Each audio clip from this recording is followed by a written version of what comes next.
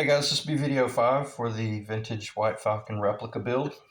And I've got a ton of information to cover, so I'm just going to dive right in. But before I do that, I'm going to give a quick update on the 6120 conversion. It's going extremely well. It's basically just spending most of its time hanging on the guitar stand, and every now and then I'll pick it up and kind of play through it just for a little bit of motivation to keep on playing guitar and building guitars and all that jazz.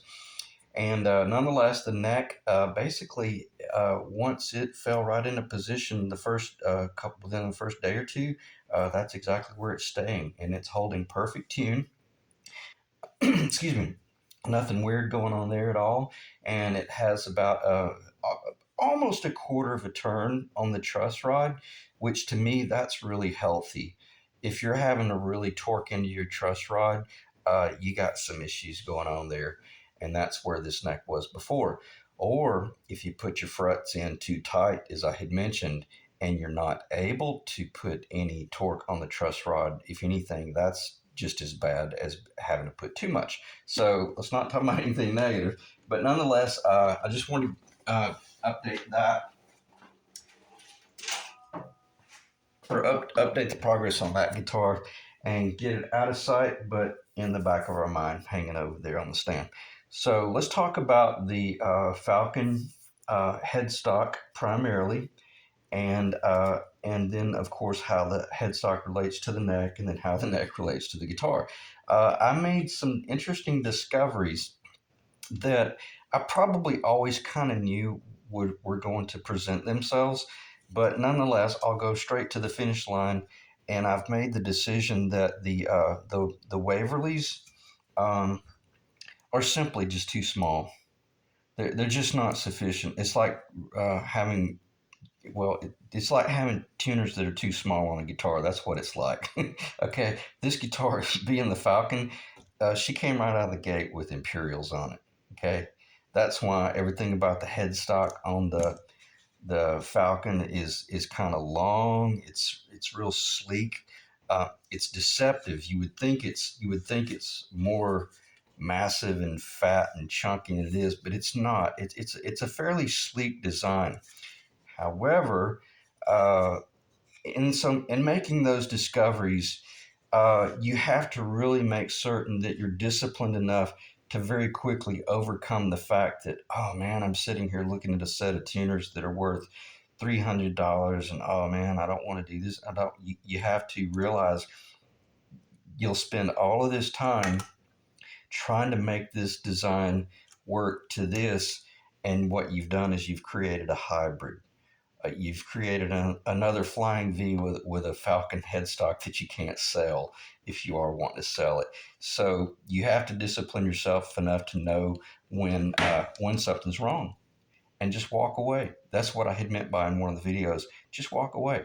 Now the tuners themselves, they're incredible. They look great, just not on a Falcon. Okay. So the cool thing about that conversation, we'll never have to address that again, because these are going to go in a box, and I'm going to strongly consider putting them on eBay, letting them go, and letting somebody else enjoy the fact that they got a smoking deal on Jersey Pops tuners, and they can put them to good use, because we don't owe anybody anything, and we don't want to lose our prized objective here just because we're trying to work with something that we already have.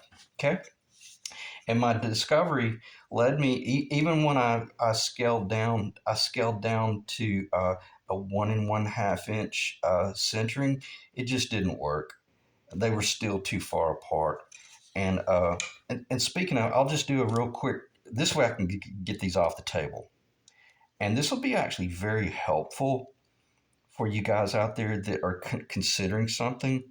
Let me see, which one would I want? Yeah, I would want this one right here. So I should have, let's see how good I am with my left hand. If I'm not ambidextrous, I'm about as close as you can get. You hear that? Always keep your Seymour Duncan case. Always keep up with your little tuners, because those things will go missing. I've never seen anybody do this, so this video ought to go viral, just if anything, just for this information right here. That'll give you an idea about scale. I can get my hands on it. I'm trying to get that tuner set so I can get my thumb out of the way. Here we go. Okay. All right. Number one, the top tuner, that is a made in Germany stamped Shaler M6. And then below that is the Spurzell USA with the small button. I don't know what they call that. And number three in line is a vintage set of custom what do they call it? Yeah, custom high quality. So those are made in America, man, Americana. That would have gone on that would have been a refit for a Les Paul, and then of course we have the 50s to 60s era vintage Waverly. So are we going to be able to use any of these? The only thing I would recommend using on the White Falcon would be the Spurzell, because the cool thing about the Spurzell is I can pull this button off and the sky's the limit. I don't think Spurzell offers a Imperial though. It's the only problem. So proceed with caution, as I always say. But the cool thing is, I can get this stuff off the table for the most part, or at a minimum, just throw it over here in a little pile in case I have to reference it. So let me check the time. We're at 6 minutes already. Okay, I gotta kick in gear here. So if I may be repeating what I just said because this is the second or third time I've done this video. I got too long-winded and just erased them. But I'll try to just stay on point here and knock this out. All right, so what did I do? I had mentioned in the video, I love the look of this. I so love the idea of that design.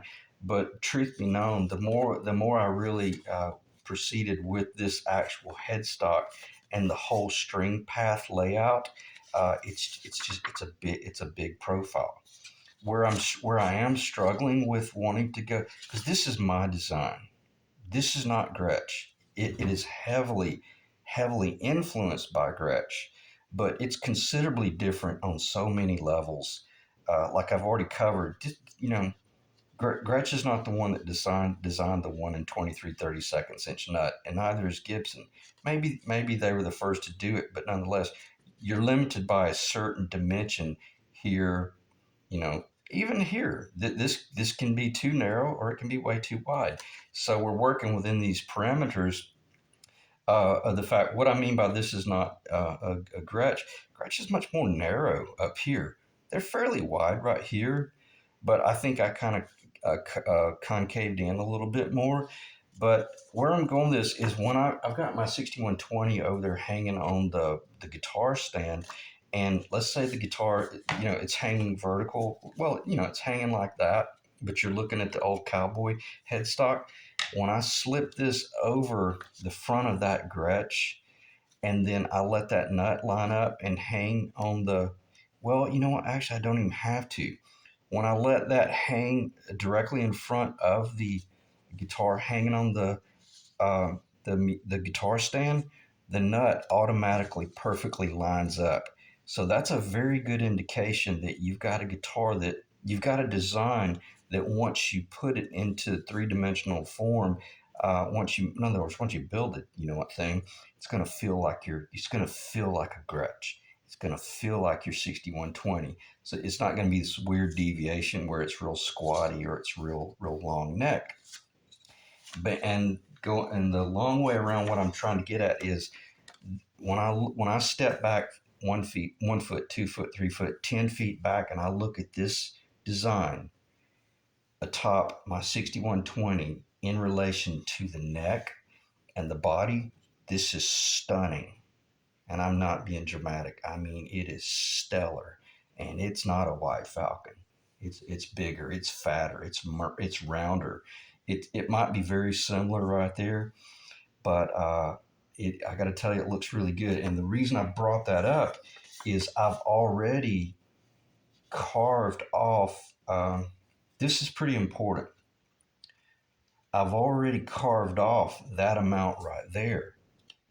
In other words, this has already been cut down from what you saw in the last video.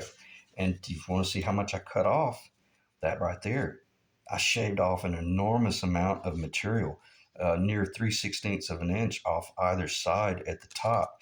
And what happened? Uh, Yeah, me personally, I think it's getting a little bit weak. I think it's getting a little bit chintzy. Now, it may look good on camera. I don't really know. And I'm going to stop talking about this, but this is what I meant by, you go 1/16th beyond the original design or threshold, and you'll lose your design. Or worse, you'll end up, if you had have done this on your actual guitar, let's say this was your really prized material that you bought and you ended up doing this on your prized material, well, you're going to end up settling for what's in front of you, and we don't want that, because if you do, you'll end up with that nightmare situation right there, where everything about it is perfect except the headstock is about a 3/8 of an inch too short, and it'll always haunt you. And if I listed that guitar for sale, I guarantee you a true Gretsch head, they'd see it and they wouldn't want that guitar. It's weird. We're really weird that way. And with good reason. If you're getting ready to spend a couple few $1,000s for a guitar, you got all the right in the world to be picky about what it is you're looking at. So anyway, back to what's going on here. It may not be too chintzy. It may be okay. I may just be overreacting, but anyway, and I'll just put that up there. Maybe that might help reference a little bit. Again, oh, I know why I'm bringing this up. This is what's really, really critical, and I used to get me in a lot of trouble.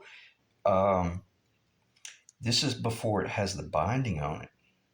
So once you do all of this route work for the binding, once you take your router and you cut off well, basically that amount right there, all of a sudden this beautiful, nice visual curvature right there, once it steps in over an eighth of an inch, if not close to 3/16 of an inch, because this is a very heavily bound guitar, this thing will end up looking like a little point.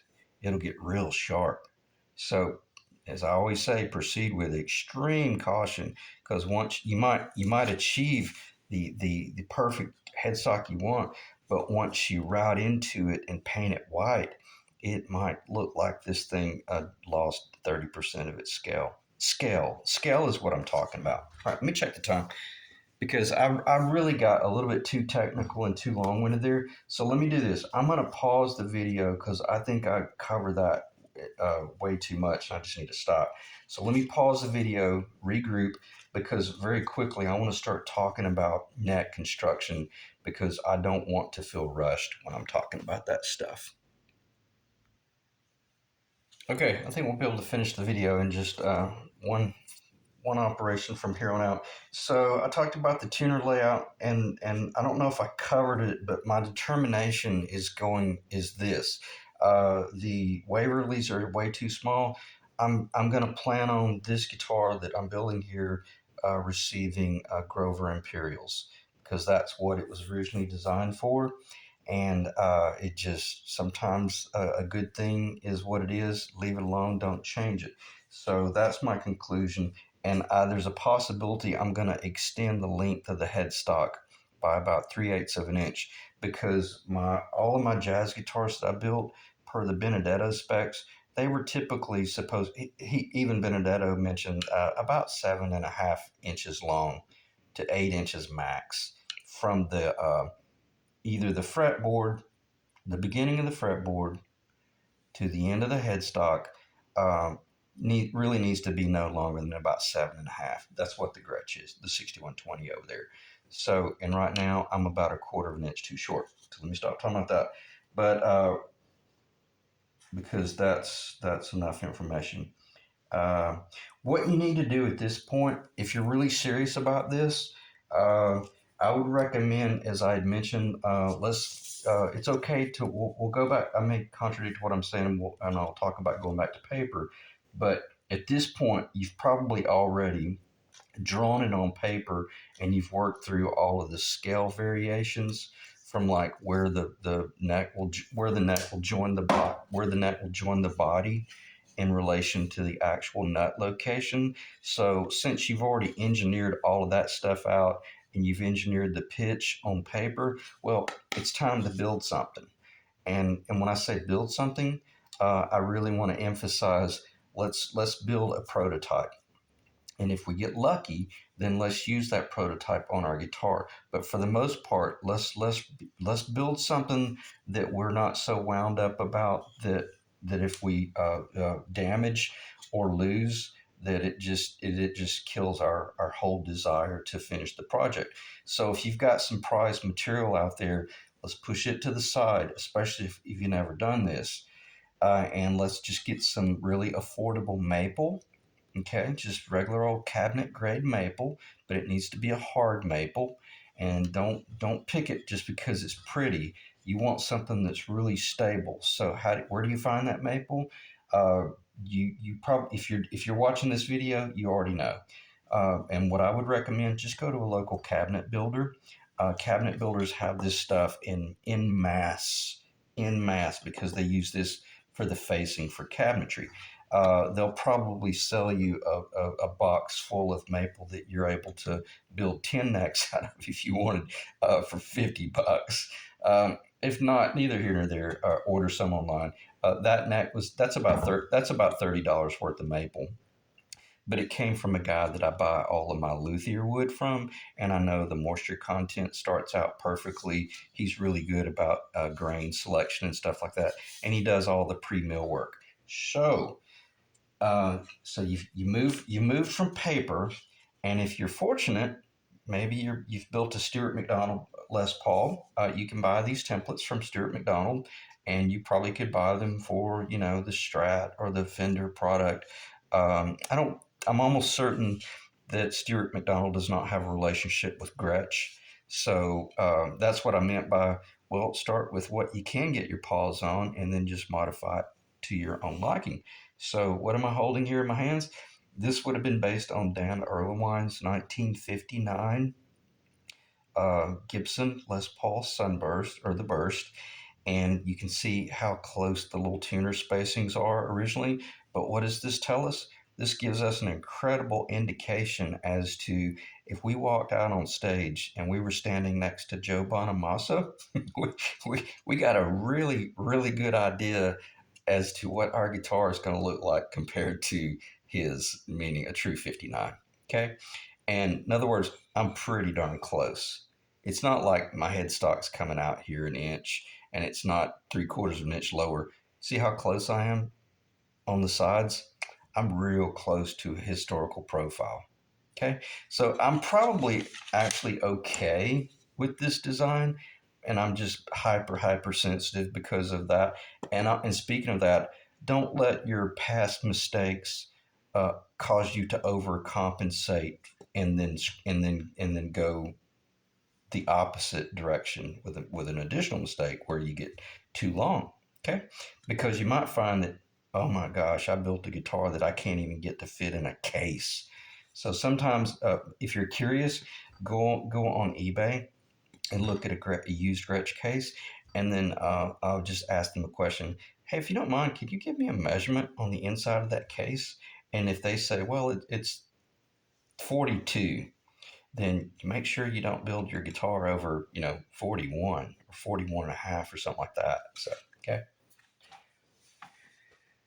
18 minutes of almost wasted time. But in hindsight, what it is, I want to cover so much information, and I want to share so much of this knowledge that I've run into over these years that it comes off almost as like nervousness, but it's just not. I really want to provide as much information as I can, and how you can use templates or how you can use paper, but just proceed with those cowboy ways of engineering your job. If you don't know, well, just stick to, look at a picture like the tuner location. If you don't know how far to space them, well, just look at some vintage pictures and just measure the distance between the bases. And that'll give you a real good rule of thumb as to, at least, the dimension from here to here, from here to here, et cetera, et cetera. All right. So on that note, 19 minutes. Let's talk about very briefly. We've already moved off paper, so I'm going to stop. I'm not going to talk about that anymore. So, but when you buy your board, let's say you're going to buy a board, you're going to build the neck two-piece like this, which is what I recommend. Try to buy your lumber at least about an inch and an eighth wide. I'm gonna keep moving through this conversation. Just let me put it this way. Just make sure you buy this lumber wide enough that if you're wanting to do a two-piece neck with a center seam, this needs to be about an inch at a minimum. And if this is over an inch, well, then that will allow you to go with a thinner center. If it's under an inch, then you're going to have to go with a wider center. But if this center built up dimension in here starts getting over 5/16 of an inch and you're doing a clear coat neck, please just go ahead and move to a a three-piece, three-quarter, three-quarter, three-quarter neck. It'll be a heck of a lot cheaper to buy a three-quarter-inch maple than it will be 1 inch maple or 15/16 inch maple or 1 1/8 inch maple, et cetera, because you're going to paint the thing anyway. So plan on, and so in other words, you're going to be buying like a three-quarter-inch thick board, probably about 4 inches wide, probably about 30 to 32 inches long. And then you're going to come in here and you're going to lay this paper sample on your board. And what you're going to do, you're going to realize, well, either I can build a Les Paul, okay, because I can squeeze that Les Paul up in that dimension. And in other words, think of a 1x6 is laying on the table, and then you lay these samples on there. You trace around them, you cut them out with a bandsaw or a jigsaw, and then you start getting ready to glue them together. Okay, so and basically once you jigsaw them out of the board, they're going to look like this right here. And I recommend going ahead and getting pretty close to your target, roughly within a 1/16 of an inch. I'm not going to go there. Go visit my video series on how to build a Les Paul Burst and or a Black Beauty, from about 3 months back, and you'll just knock yourself out. And from video 2 to video 3, up to like 5 or 6 videos thereafter. Okay, and then after you've glued them up in the rough state, they're going to look like this right here. You'll see a little bit of tight bond. And guess what? This is not epoxy. Okay, you don't need to use epoxy on this. Why? Because I'm only gluing two surfaces together. And this is what I meant by, if this piece was only 3/4 and that piece was only 3/4, then you're going to be gluing it up like this right here. And what's the most critical thing to do? To make certain that you get perfectly flush right here and right here, and that you get your initial lines very close, because this plane here and that plane there, this plane is, you need to be as close to your finished target with this plane as possible. And this one, you can manipulate it a little bit, and you definitely will be manipulating this, because back here you want this to be about 1/8 of an inch thicker. Let me check the time. All right, we're getting over 23 minutes. I probably need to shut it down as quickly as possible, because I don't trust this piece of you-know-what camera. But then what's going to happen, and I hope it continues to record. If not, I'll do another video and I'll finish this stuff out. So I'm just going to let the camera run. If it cuts off my audio, I'm just going to let this to continue to record, and then whatever I lose, I'll clip it and I'll start back up. So this will be where you're getting, you've run this. The next thing you'll be doing is running this down the table saw and or the router table, so that you can cut a channel for the truss rod. And then your truss rod is going to be such that it is at the depth that you want. You come in with a fillet at the top, glue that in. I think that one is epoxy. Yeah, that one is epoxied in. Okay, and then you'll be able to take this right here and simply put this up on the miter saw first and cut your pitch, and then put this on the table saw and start relieving for your tenon, if you're going to do a tenon. If you're just going to do a dovetail, then basically it would be cut like this, but however far your dovetail is going to project, well, then that's where you would make that cut. And then you would put it on some sort of jig and do your dovetail. Not going to cover that in this video series. Okay, I like the tenon. It's easier, it's simple, and it just is what it is. And why? Because this is all done on a contractor grade table saw, and it is precise as NASA specs. Okay. So hopefully the camera recorded all my audio, and if not, I'll clip the video and we'll pick up later on. I hope that wasn't chaotic and rushed, but just again, we're moving forward to building a neck. Build it out of maple. I didn't clarify that. Build your prototype. Go ahead and plan on it if it works out being your maple neck. And if it doesn't work out, then at a minimum, you learned your lesson and you can repair it with epoxy and you can paint it and it'll still be fine because it structurally is sound. If you get lucky and it just is perfect, then that's cool. Then you go ahead and put it on your guitar because we're going to paint this guitar anyway.